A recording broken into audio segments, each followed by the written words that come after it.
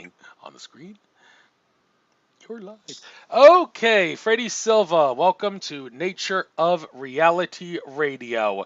I decided to invite you after I saw that you did a presentation, I believe, with the Portal to Ascension people. I didn't get a chance to watch that presentation, but I'm still familiar with what you're working on, less from all the other presentations that I've seen you do and all the appearances that you've made on TV and whatnot. So I'm very familiar with your work, and I love ancient monolith and megalith stuff. I'll give you the chance to give your brief life story, what you experienced that caused you to do the stuff that you do, and then we'll start getting into some serious questions here. Just a couple things I need to ask out as a disclaimer for my listeners.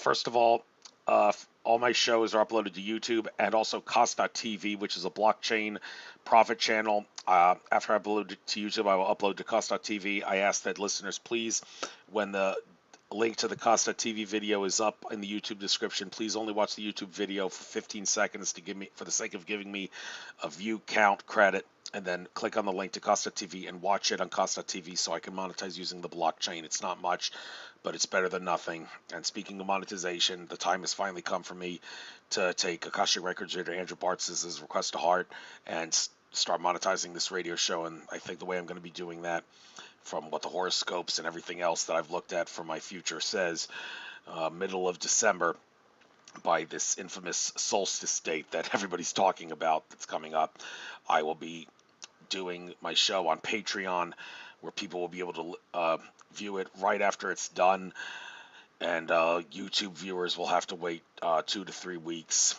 So, sorry I has to come to this, but in this day and age, it may be a good idea for us to try to profit in ways that we never thought possible. And even though I don't really want to quit my day job working for my dear sweet mama in her office, because she means more to me than anyone or anything, still helps to make a little extra with this radio show. So I've babbled long enough. That's all I want to say about myself. But Freddy Silva, you have a lot of stuff to offer. So you've got the floor. Who you are, what you experienced, what you saw. Tell us your life story. I will put myself on mute. I don't have Alex Jones-itis. I don't interrupt my guests, so you don't have to worry about that with me. So without further ado, you've got the floor. Thank you, Andrew. I'll keep it brief. I'd like to be here for a very long time. I'm a best-selling author, an international best-selling author and researcher of ancient systems of knowledge and restricted history. And my particular thing and focus has always been to do with the origin of our megalithic culture around the world, and I explore that in myriads of ways. I look at the use of megaliths and ancient sacred sites in terms of their use with consciousness and the elevation of, and also to do with healing, and also look at the kind of restricted history that's come out of the disparity between the evidence of our ancient past and what academics try to tell us. So that essentially covers about a 20-year span right there. And on top of all the books that I write, I also do quite a few documentaries. So that pretty much covers 20 years in a nutshell, Andrew. Awesome. And some of the things that you have to research include temples, pyramids, megalithic sites, ancient churches, and Gothic cathedrals. Okay, let's start with the Gothic cathedrals. I can't help but ask about that because I don't live very far. I don't live far, I should say, from a prominent Gothic cathedral that seems to be on the radar for many different purposes because of the uniqueness that the people in the community have. The Bryn Athyn Gothic Cathedral, made famous by the Pitcairn family.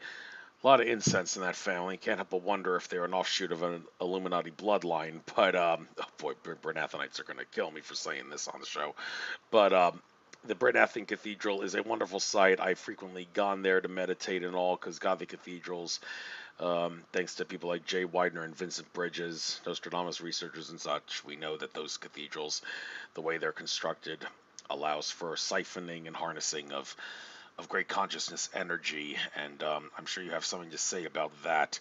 And the Swedenborgian faith that makes the Bryn Athyn, which is like the de facto global headquarters of the Swedenborgian Church of New Jerusalem, founded by Emanuel Swedenborg, who was a Freemason, 33rd degree, I believe. So there's a lot of things maybe we don't know about it. A lot of can of worms we can open up with that. But of course, there's lots of other Gothic cathedrals besides the one that I live not far from in the Bernathen area.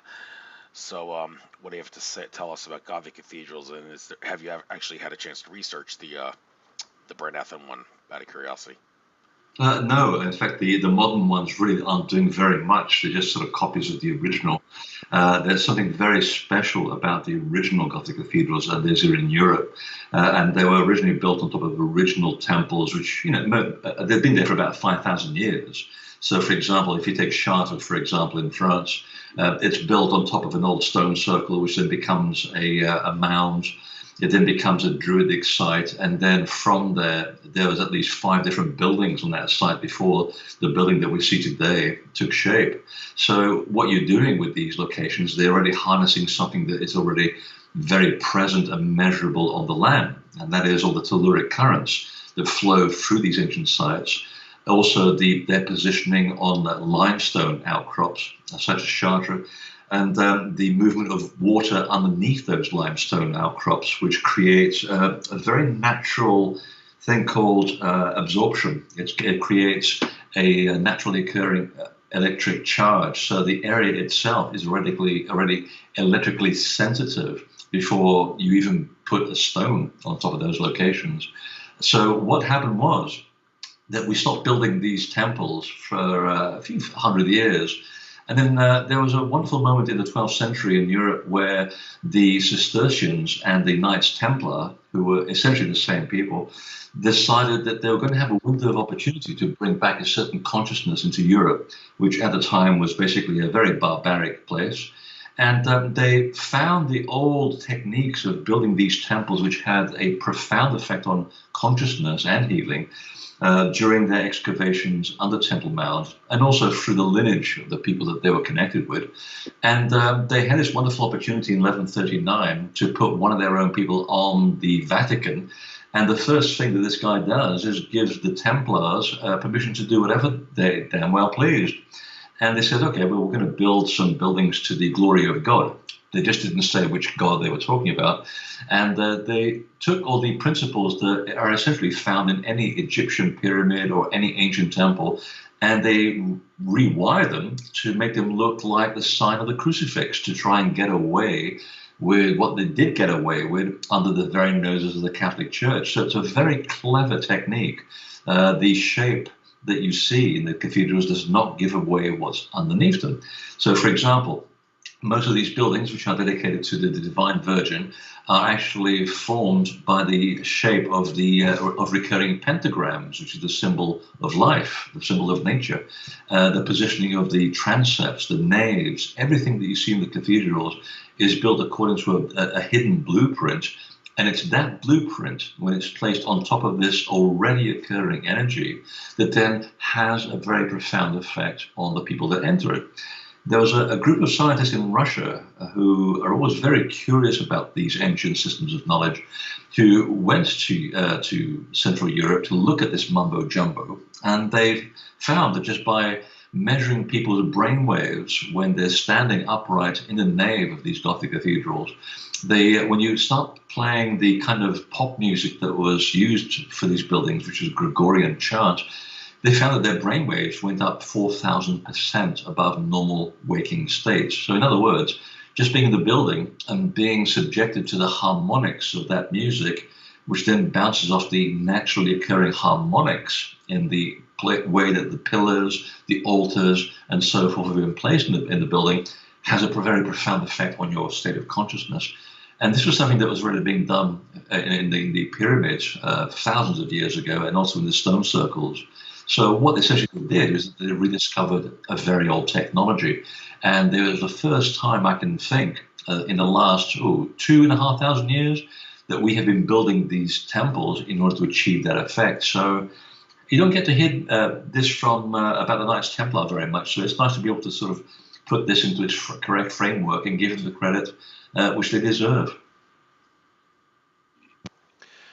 All right, and regarding the Knights Templar, there's a lot of stuff about them that the history books, the mainstream history books, will try to keep out, but yet some sources, including the History Channel, seem to suggest that there's something to them knowing a lot more about America than we are led to believe. There was that documentary back in the day, Holy Grail in America, talking about the Kensington Rune which had the date 1362 on it, found in Minnesota.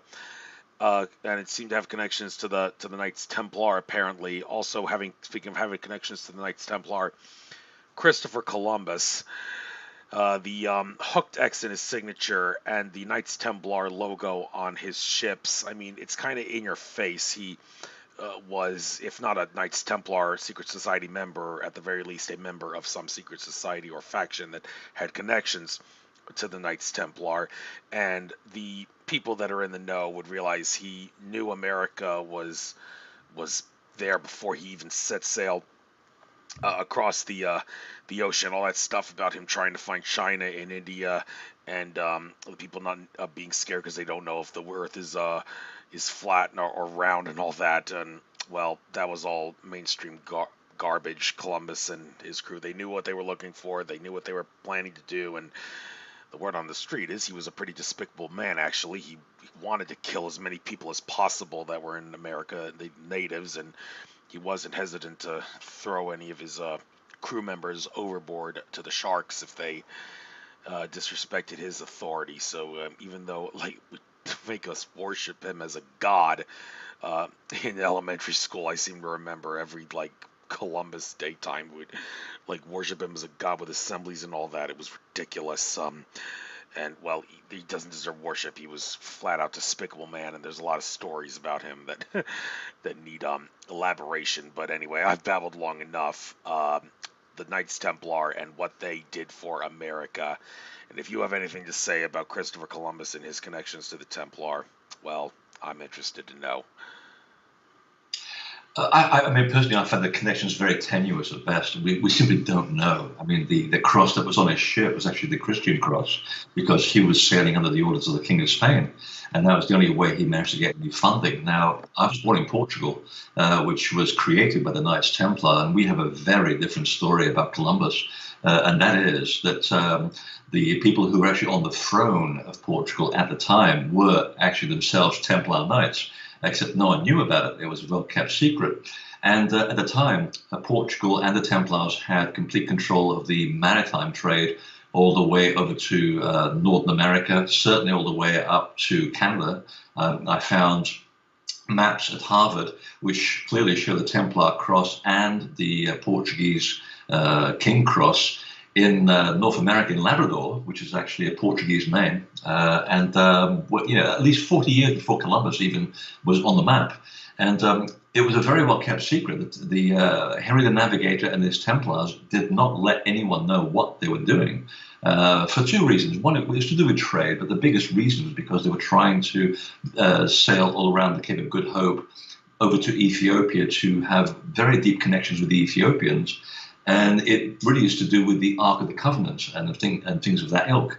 And that's very well documented. And there was a complete law within the order that if any ship's captain told anyone about where they were sailing, they would be put to death. And they were pretty serious about this. Now, here's the link, and this is a definite piece of evidence that can be shown. And that is that when the Templars were rounded up in France and most of them escaped, half of them went to Portugal and the other half went to Scotland. And at that very moment, on the spring equinox, there's a ritual that was done in the highest central mountain in Scotland, which was the raising of the dead ceremony, which only the inner Templar Brotherhood knew. And the next very day, you have a new institution called the Scottish Rite Freemasonry Movement. Essentially, the Templars changed their name. It was a PR exercise. And it's a Scottish rite that you have to follow. And those are the people that eventually, hundreds of years later, became the founding fathers of America. That's the connection that we know. Between that and the founding of America, it's all hearsay. We just don't know. And that's what makes it so tantalizing because, like you said, there's so many theories about it. But certainly the Templars did know where they were going because the Portuguese Templars worked very closely with the Scottish Rite Masons. And the connection between these people was the fact that they always used captains from Genoa. And and the use of the Genoese captains goes all the way back to the time when the Templars first showed up in Jerusalem in 1098 and 1100 during the liberation of Jerusalem, or the taking over of Jerusalem, depending on your point of view. So there was a close connection with these people. Now, you got to wonder why Genoa, what's so important about the Genoese captains? Well, they were regarded as the best seafaring people in the Mediterranean at the time, partly because of their skill, but mostly because of the kind of maps that they had inherited from their Arab friends. Now, I followed the trail when I was researching a book I wrote on the Templars, just to go off on a sort of a side issue. It wasn't really part of what I was looking for, but I was astonished to find that when the caliphs first took over Egypt in the 8th century, they were looking for these old maps that one of the pharaohs, 2,000 years before, had been looking for himself. And they apparently were found stored in either the Great Pyramid or an adjacent temple. And shortly after, these maps were flying all the way around the Mediterranean, showing land masses, which then were copied from person to person, from captain to captain, and they end up in the possession of the Genoese. And if you look at some of their maps, it shows places like a river flowing all the way through the Sahara. It shows glacial deposits all the way through Central Europe, which is something that hadn't happened in at least 8,000 years. And also a map of Antarctica showing it as two separate land masses with a big river running in between. And we've only discovered that recently because of, we have the ability now to penetrate through ice and find out what exactly is under Antarctica. And that view of Antarctica was only around in 13,000 BC. So clearly the Arabs had picked up these maps that have been going around through the Egyptian ancient culture. They gave them to the captains of the Mediterranean. It ends up in Genoa, and the Portuguese Templars worked with the Genoese in order to make the best use of these maps. And there's no doubt that they also understood that on the other side of the Atlantic, there was already a big landmass, because it was already a matter of myth. I mean, it was pretty much understood that things had existed there thousands of years ago, which had sunk when the sea levels rose 400 feet about 11,000 years ago. So I have no doubt, just putting those little pieces of evidence together, that putting one and one together, that they went from Portugal all the way up to Scotland, and we know that they were certainly in Roslin, because the famous apprentice pillar was donated by the Portuguese Templar to the Scottish Rite Freemasons, and then from there to Labrador in Canada, and then it's just a matter of a short route all the way down through Maine, where ironically I'm speaking from right now, all the way down to Chesapeake Bay, and the rest, of course, is history, as they say. Right. A lot of history that we don't know about because they keep it out of the textbooks. And this book here, The Missing Lands, I'm going to presume you're talking about Atlantis and Lemuria, but what do I know? There's probably a lot of more missing lands besides just Atlantis and Lemuria. And the thing about Atlantis and Lemuria, there's so many different factions and cans of worms regarding when the continents existed. Did they exist at the same time or different times? And not only that, but where are they? I mean, you got some people saying Atlantis was in the Atlantic Ocean. Others saying, well, no, it shouldn't be thought of that. Maybe was a lost continent in the Atlantic Ocean that sunk, but Atlantis was more of a global civilization that had bases ranging from Indonesia to ancient Egypt. And exactly how those civilizations fell, what caused them to fall if they were such glorious civilizations. Well, I could spend a lot of time talking about what I've heard, but this is your chance to have some glory on my show. So is this talking about Atlantis and Lemuria, the book The Missing Lands, and what other missing lands that are missing out of the mainstream textbooks do you have to offer in this tome of yours? Well, the missing land was a huge research attempt to try and follow the stories of the ancestors, our predecessors, who were much closer to the events of the Great Flood than we are now. So obviously they would know much more than we do, and certainly much more than any academic can. And it was a long search going around the world, listening to ancient people, whether in South America and Central America, whether it's in Arizona and Utah, through the Pacific, all the way through to Japan and the Middle East, and of course Egypt. And the thing that began to concern me was the fact that all their stories appeared to overlap. Now, Atlantis, or Atl, as it was called in Central America, there's a very interesting overlap, because if you talk to the Maya, they are very clear that in 9600 BC, and they're very specific on this date, the survivors from this sunken continent in the middle of the Atlantic, from, of course, where the name comes from, they managed to arrive in the Yucatan aboard 3 boats, skippered by 3 what we call gods or god-men, and 7 sages. And one of them was Quetzalcoatl, one was Kukulkan, and the other one is one that we've never heard of called Itzamna. And it was they who were the surviving priest magicians from this sunken continent called Atl. And at the same moment, on the other side of the Atlantic in Portugal, in fact, literally on the base of the mountain where I was born, there's a group of people called the People of the Serpent that also show up at exactly the same moment, arriving from the same sunken landmass. Now, the People of the Serpent was the nickname also given to the priests of the Yucatan. And meanwhile, in Egypt, the same story with the same date is being recorded by the Egyptians at the same time that their gods arrive around the Nile. And this is the story that was eventually given to Solon, who then passes it on to Plato. And of course, the rest we know the story. Now, Atlantis, the main island or the main landmass was in the Atlantic Ridge where the Azores now sits, but there were other islands which are also part of that civilization. And in fact, some of their outreach was also in some places in the Mediterranean, places like Sardinia, for example, where they also have part of that story as well. We have to understand that when you have a 400-foot rise in sea level, the entire geology of the Earth is completely changed. We have no idea really of what the Earth looked like 12,000 years ago when the flood struck, and the meteorites that caused that flood struck the Earth. Places rose, others fell, and then you had the sea level to cope with as well. The truth is that when you asked people in the Pacific about this story, they said, well, there was also several landmasses in the middle of the Pacific, not just one, because the islands that you see today are the tips of what used to be the sunken lands. And when the Europeans first arrived there in the 1500s, the islanders were incredulous that the Europeans had no idea that these islands were the remaining vestiges of their original landmasses. And I picked up the trail in New Zealand, in Easter Island, and in South America. And the trail from different people all matches and lines up beautifully. And that is, there's another landmass between Easter Island and South America. And it was called Cainga Nui Nui. In South America, in the Andes, in fact, in Lake Titicaca, they called it Lapuquiche. And they said that the nickname for it was Mu'ul, which is exactly the name that they give it in the Yucatan. And from that, of course, we have the term Lemuria. So they're calling things by the same places by different names, but they were very adamant that these were groups of very advanced people by their standards, or at least by the standards of hunter-gatherers.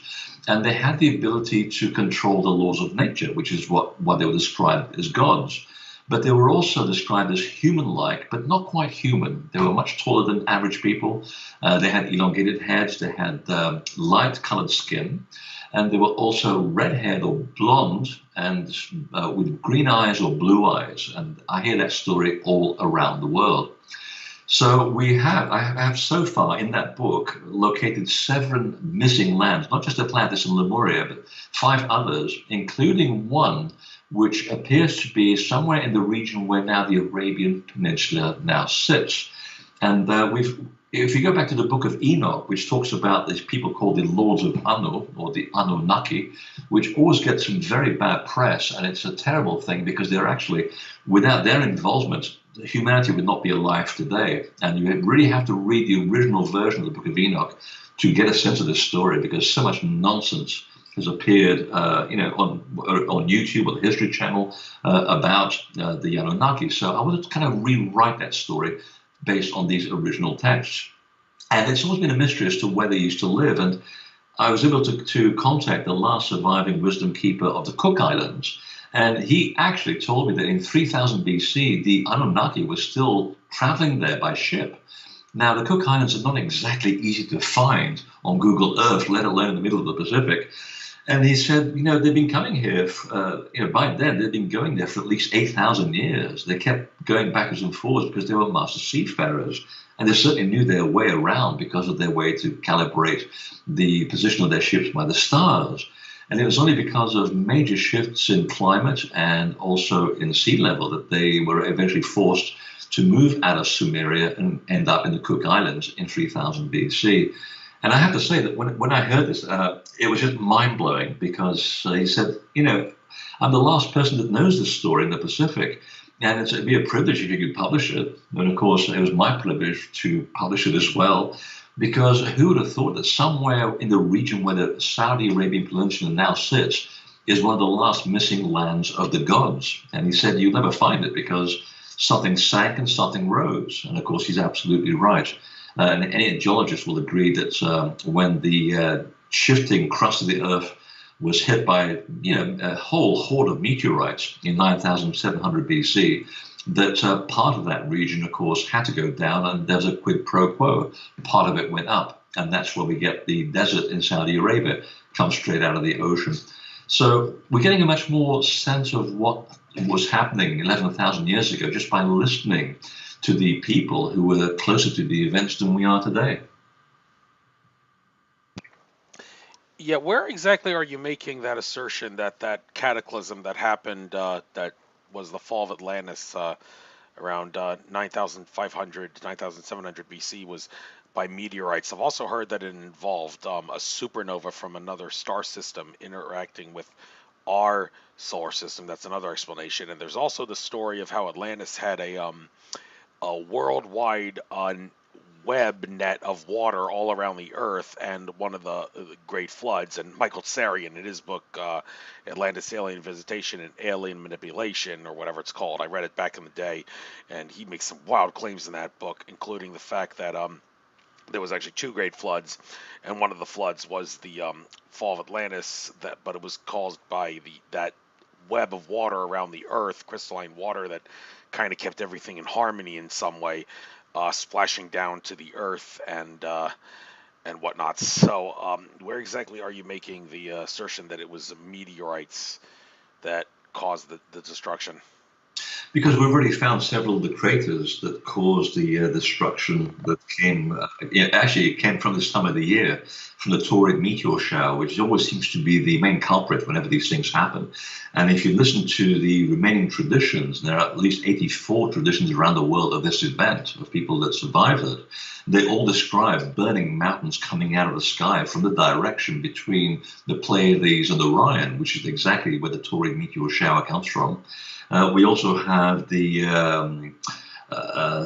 what I'm going to say, we also have new evidence coming out from glaciers in Greenland and also around the Carolinas of an event that preceded it and also was dated to about 9,703 BC from the deposits of incredible dirt and burning mass that was deposited around the world. And again, it's taken from ice core samples in the Northern Hemisphere. So we have a whole section of different things, from whether from mythology or from eyewitness accounts or from geological records or archaeological records, that if you put them all together, they're beginning to put together a very clear picture of what was happening. Just like the event that preceded it, 800 years earlier, which was another series of meteorite strikes, and pretty much all of those craters have now been found. In fact, a lot of them are seen around the North Carolina coast. There's over I think it's like something like 400 craters, which again appear to have come from the direction of the Taurid meteor shower. They crossed America, and you can still see them from the sky. In fact, if you go on Google Earth, you can actually see the holes that are still there. And if you do the carbon-14 dating of those sites, they also point to an event that preceded the event that eventually led to the global flood. And I was actually talking to someone at Los Alamos Laboratory. Because they were also very keen to understand how is it possible that so many of these people were describing these, burning mountains coming out of the sky, followed by 3-kilometer high waves, which seems almost improbable because they did reach into Tibet apparently. Well, it turns out that they actually did the ballistics report, and they found that the right size of projectile at the right angle hitting the deep sea area off the coast of Peru, where some of this evidence also comes from, would actually put up a plume of water 3 kilometers high, and that would travel across the Pacific. So when it reaches Indochina, it goes through Tibet and through to the Himalaya. That original plume, when it hits the continental shelf, regains its original height. So the evidence that I'm basing this on is really based on the different accounts from the indigenous people, but also from the very latest archaeological, carbon-14 dating, and geological records. So it's just a matter of bringing all of these stories together and sort of putting them on the table together and putting it together a very complex picture. Right. Now moving on to how these megalithic structures always seem to hit the mark when it comes to significant dates. The solstices and the equinoxes are always prominent times, and many people are probably certainly wondering if there's any ancient evidence out there that pinpoints to our current time. There has been so much stuff said in the last couple weeks and months about how this upcoming winter solstice in 2020, at around the same time that we're seeing this ridiculous election play out with a big egoed windbag going to court against a demented senior citizen who's an ex-vice president who can't remember what secret societies he used to work for. It's crazy, it's insane, and you have to think all this chaos that's going to unfold has got to be the unveiling of something new and big, and you have to think our ancestors knew about this stuff happening in our time, everything that's happened in 2020 because of the disease that I shouldn't mention the name of, or else I'm going to get in a lot of trouble on YouTube, and all the stuff that's led up to this equinox, solstice, I should say, winter solstice, in a couple of weeks this month. That's going to be like a point of no return of sorts regarding consciousness level. Didn't we have that in 2012? Yeah, but this is going to be a big enchilada compared to that one that we had in December 2012, apparently. So I got to ask you about this. Have you heard anything about this? And is there any megaliths and for that matter, crop circles? We might as well. You are also a crop circle researcher. We'll get into that in detail. But any recent crop circles maybe pinpointing to that day? No, in fact, I'm not even sure where this stuff is coming from. We have these pivotal moments in time which the ancestors certainly knew about. I mean, if you think about the fact that, let's take the basic assumption that all of these temples are basically built to commemorate certain dates to help you harvest your crop. Well, you and I can just cut down a bunch of trees and put some sticks on a lawn, and we know where the sun and the moon's going to be, which help us to, plant the seeds and then do harvest. Some of these temples, they commemorate something like 40,000 years of time. The Mayan calendars, for example, they can count in 100,000 years of time. So obviously, keeping track of the sky and long sort of term calendars was very much on the forefront. And I actually bring this up in the Missing Lands. To this very point, that they were very keen with tracking long distance objects, because I felt that they knew that Earth goes through cycles. Time is not linear for ancient people. Time is circular, and things are bound to recur. And they also knew that luck favors the prepared. So the more you understand about the positioning of the Earth in its relationship to the sky and the objects that periodically come down from the sky and create all kinds of havoc down here. There's one passage in one of the Egyptian texts that said, we're getting tired of being wiped out every few thousand years. And we figured if we just know what's going on in the sky and tell the people what's going on, we can prepare, and some will die and some will survive, but at least we won't have to start from scratch. The people that survive will be, at least will pick up from where we left off. and will be the guardians of the information that we've been sitting on for tens of thousands of years, they said. And I'm pretty much into that option. I think it's a much more interesting option because it's much more. It's something that you can actually research and say, yes, this comes from a real perspective, not just sort of from fear. 2012, for example, was a huge. How can I put this politely? It was deciphered so badly by a guy who was a manic depressive. He dies, and then his technician takes over. And he was even an even bigger manic depressive, and it sets off this whole chain of events, almost like a very bad Monty Python movie.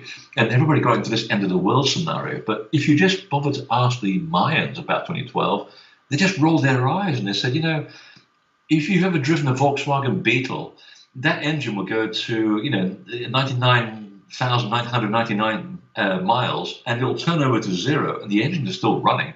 Doesn't mean the car's going to die. There are these pivotal moments where the synchronicity and the mechanism of the cosmos lines up to create certain effects. Now, they're either beneficial or they're detrimental. It's how we react to them and how we prepare for them that makes all the difference. And 2012 or 2020, I've even heard 2021 and 2022, so you can take a pick about these things. They said that these are pivotal moments where we really should try and hit a certain mass consciousness to help us move forward. And we also can use our God-given wit and intent to come together as a unified whole in order to change the outcome of any bad things happening. The Transcendental Meditation movement was very adamant about this when they actually came to America about 30 years ago, and they meditated at certain crime spots in several cities during what was the most crime-ridden time of the year. And just 26 people in one room were able to bring down the effect of crime in those cities. And of course, once they stop, the crime goes back up again. And the point was that it only took 1% of the population of the Earth to be thinking about a certain outcome for that outcome to likely occur. So let's say, for example, that the 2020 scenario is correct. There's a big shift. There's a point of no return. Well, we can also say that the point of no return could also lead to a better outcome for humanity. So if 1% of the population wants to think about that, then that's what this specific moment is all about. It's about using the energy of the cosmos and the solar system and the position of the Earth within that framework to help us to elevate ourselves. It doesn't have to be doom and gloom. Now, one date that I do know for certain is, and again, going back to the missing lands, we seem to keep going back to this book all the time, which is fine with me. I have been sitting on a piece of evidence going back to my crop circle research from 1995, I believe it was, when we did get a real crop circle, back in the days when hoaxing was very rare, that showed the inner solar system to a high degree of accuracy. So it showed the Sun, Mercury, Venus, Mars, and the asteroid belt around it, but no Earth. And it was 99.9% accurate. I mean, even the orbits were slightly elliptical as well. And I was working with the astronomer general of Boston University at the time, Gerald Hawkins, and we sat down, or I should say he did actually, because he was the genius behind this. He said, the configuration that's given in the crop circle gives us dates. So let's find out what they are. Now, in the 20th century, the first date that comes up when the planetoid configuration appeared in that design was the date when the Wright brothers took off from that beach in North Carolina. Now, the next date, which is 67 years later, which is actually measured by the number of little asteroids in that crop circle, is the date when we sent the Mariner probe to Mars, another milestone in aviation. And the next one is in 2038. And we thought, well, what's going to happen in 2038? Are we going to have another milestone in aviation? Are we going to discover light speed and all that kind of thing? We don't know. Well, fast forward to last year when I released The Missing Lands, and it suddenly dawned on me that I was reading a lot of information about mathematicians who are making very big predictions using pure mathematics about our friends, the Taurine meteor shower. And they said, it's interesting. We were talking to the astronomers, and they were saying that they've been able to calculate that there are large chunks in that Taurine meteor shower which are headed this way, and which, from time to time, the Earth happens to collide with, which goes back to the story of the flood and so forth. And they were making a projection that between 2030 and 2042, the Earth stands a very high probability of being hit by these very large chunks.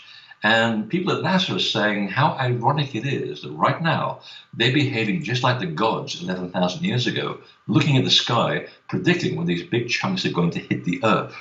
And it's almost kind of a funny yet kind of sad story, because they're saying, we're so obsessed with the sky exactly the same way that they were, exactly for the same reason, to predict the probability of outcome of being hit by a meteorite and wiping out all civilization on Earth.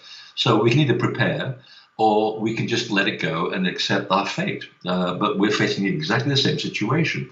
So it's funny that in 2038, when the Earth is missing from this crop circle, happens to be only 4 years from the end of that mathematical astronomical date scenario. And I think that it's quite something to be said for this piece of evidence. And perhaps that's what we should be looking at as a date of finality. But as I said earlier, we have a potential to alter the outcome of that disaster. Because if you only take 1% of the Earth and its population and get it to focus on shifting these objects away, we will alter the outcome of that particular event. And if you don't believe that, then I would point you to the evidence that was done at Princeton's laboratory.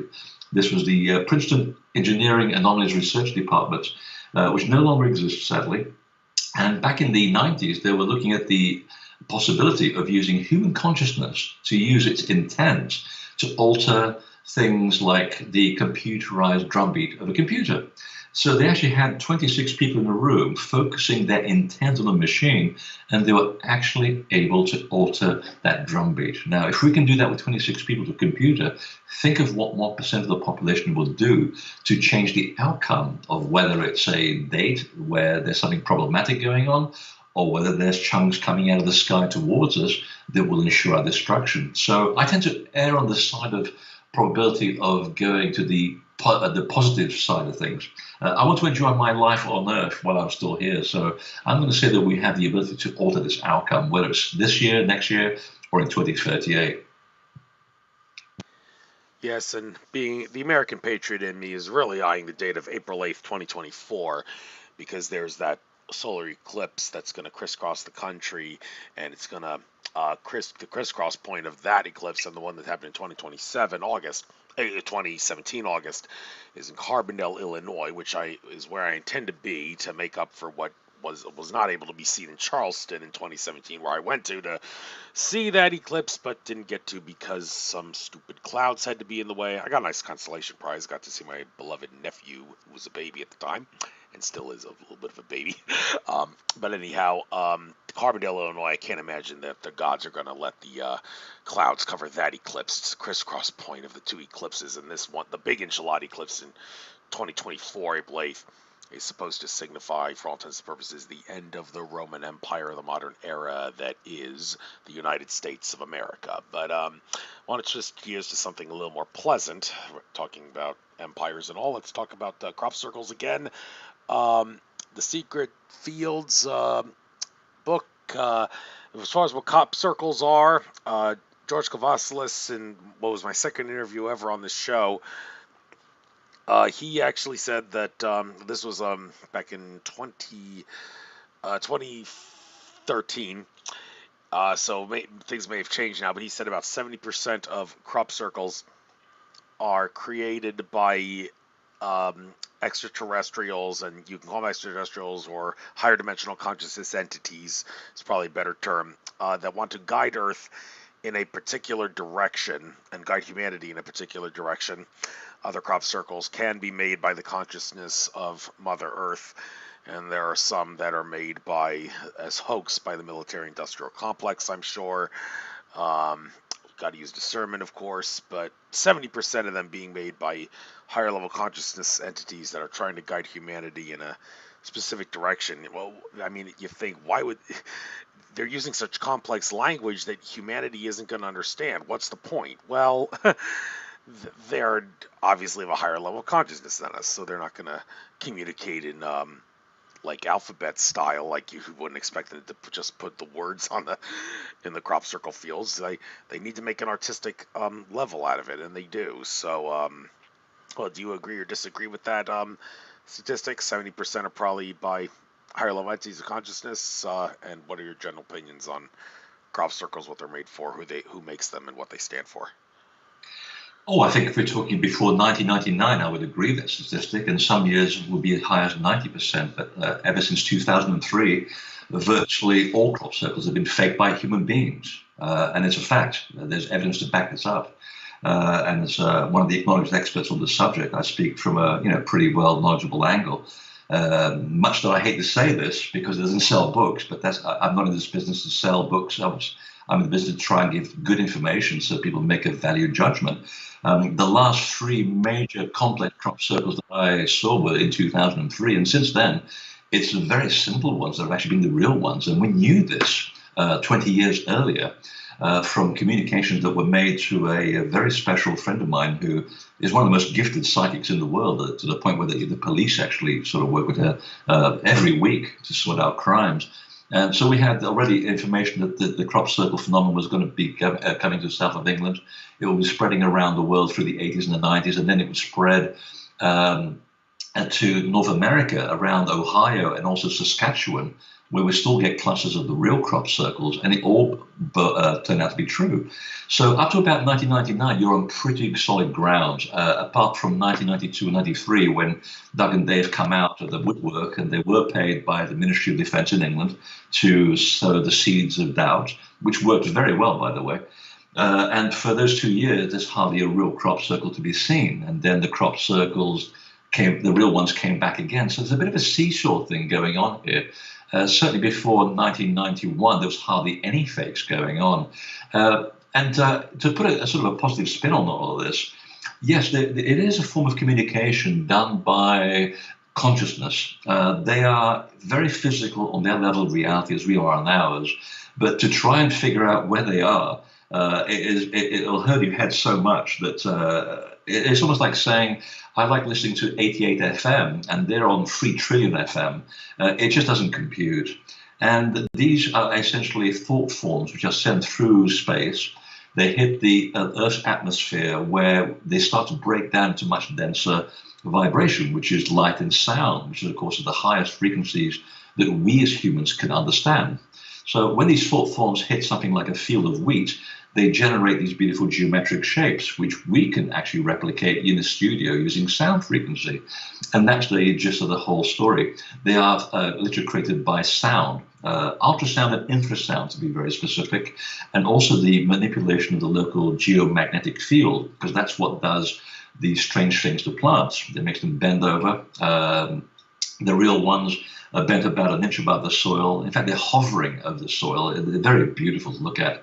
It changes the soil composition. It alters the molecular structure of some of the plants. It boils the water in the plants in 1 nanosecond, which is what creates all the charring on those stems. And yet the plants are completely alive. And the point was that we were asking ourselves back then was, what's all this about? And came to the conclusion, to kind of very long story short, because I could be here for days talking about this, the communication was to bypass the problematic thing called the brain and the ego. It goes straight to the core of who we are. It hits you at a very basic level of subconsciousnness, and it works on you. And the idea was that these imprints of information would stir up something within human subconsciousness, and people would gradually wake up to the bigger story that was being conveyed, and that is that we're in the middle of huge changes, geologically speaking, and this, of course, will have adverse effects on the way society is going. And you said this earlier, I mean, just the election this year in America has been absolutely insane. The pandemic, these things are all are all interconnected problems, which are showing how humanity is taking a completely wrong turn. And it's only by this slow disintegration of these thoughts that we've attached to the idea of civilization that we can begin to rebuild something on a much surer foundation. It's like the old story of physics. There's only order and chaos in the universe, which means in order to advance a new level of order, you've got to have chaos. There's no other way around it. The trick is, how do we do that change? Do we do it quietly or we do it aggressively? That's really up to us. So what the crop circles were doing was to implement these very highly mathematical formulae hidden in these beautiful shapes, which of course gets our attention. You wouldn't want to do something ugly in a field, no one will pay attention. So the first thing they do, they make them very beautiful. It gets our attention. And then people like me will go there and start taking these things apart and realizing it's full of mathematical information. It's full of technological information. And we put this into the public realm. You know, I wrote Secrets in the Fields, which incredibly becomes an international bestseller, which is extraordinary. And it's still considered the best book on the subject to this very day, so I'm told. And the information eventually ends up in the hands of NASA and other engineers around the world. And so far, I can say that they have recreated the picture on the cover of that book. And I put it there for a reason, knowing full well what it does. They've rebuilt it in 3D, and that thing actually levitates. It defies gravity. And one of the things that we were told from the circle makers was that there is technological information being printed out in these shapes, which will help scientists discover a new level of propulsion to get us away from fossil fuels, which are slowly killing us and the planet. So that's all come true 40 years after this channeled information. So part of this evidence that we were putting together, which eventually finds its way into the book, was to validate that channeled material. Of course, I didn't say that. It'd be very hard to sell the skeptics on that story. So I had to coach it in the language of science and to show that there's a real science behind these shapes and also mathematical formulae. 5 new mathematical theorems that we've now discovered, which are only hardwired in the crop circle. So when you start talking about mathematics, you're talking about a language that everyone can agree on, because math is either right or it's wrong. And in this case, the math always works out. So this is how they're getting the communication across, was to hit us on a subconscious level and get us to start working at it, working at the problem on our own. Because it's very easy to say, oh, we want space people to come here and sort it out for us. We want the gods to come back and sort it out. We want Jesus to do the work for us. It doesn't work that way. We are the ones we've been waiting for. We've come here, we've incarnated on Earth. We have to sort out our own issues, and we have to get ourselves out. But the thing is, we've got ourselves in such a corner that now it's requiring people from the external world to give us a bit of a hint, a bit of a clue of where to go. And of course, ultimately, these tools that we've been given, whether they are in crop circles or in a pyramid or in a stone circle or a Gothic cathedral, are there for us to use. And again, you can use them for good deeds or use them nefariously. And it's really down to us to see the outcome of where this ends up going. Right, indeed. And we have time for, I guess, one more subject. There's a book here that's really eyeing out on me, Sacred Space, Healing, Power Resonance. And there's, you got the caduceus on there. That's kind of not the right symbol. It should be the rod of Asclepius. That's the medical symbol. It's, but I guess maybe you put it there because everybody will recognize that as being the de facto medical symbol, even though it's not the one that should be. But as far as healing and using the power of resonance and sacred space and all, I presume you're talking about, well, not just with the crop circle image that you got there, but also sacred geometry, which has very, very prominent effects.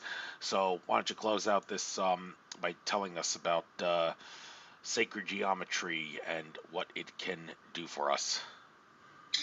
Well, the ancients were very keen on working with harmonics, whether it's sound or geometry. They found out just by observing nature that they could reproduce it by making man-made structures. And it's those harmonics that have that profound effect when we approach temples. So it can be visually. You can approach the temple and you're inspired by this incredible awe that you see, because what you're looking at essentially is the mirroring of the perfection of nature. And you can't get any better than that. So they start to work on you the moment you look at these things. But when you go inside them, because each temple is something different and feels something different, it's to do with the hidden harmonics, and that's to do with the geometry and the positioning of elements within the temple, which has a profound effect on your DNA, which of course is based on geometric molecular acids.